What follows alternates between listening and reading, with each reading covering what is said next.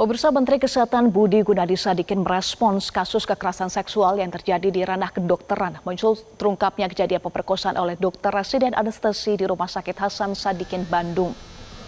Dalam konferensi pers penanganan kasus pelanggaran etik dan disiplin tenaga medis, Menteri Kesehatan menyampaikan harus ada perbaikan serius, sistematis dan konkret bagi pendidikan dokter spesialis.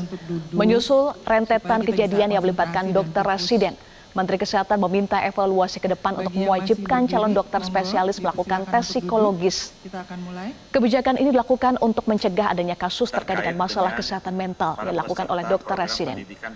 Pada saat rekrutmen, calon peserta dokter spesialis diwajibkan melakukan tes psikologis sehingga demikian bisa mengetahui kondisi kejiwaan dari yang bersangkutan untuk bisa melakukan pendidikan dan nantinya akan bisa melayani masyarakat dengan sebaik-baiknya.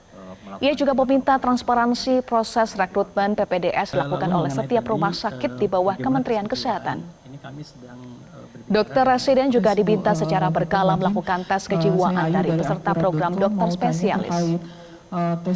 Bukan berarti satu hari 11 jam kalau mereka jaga dan ada pendidikan ini bukan hanya pendidikan fisik ya, tapi ada juga pendidikan akal, pendidikan hati dan pendidikan jiwa. Jadi saya berharap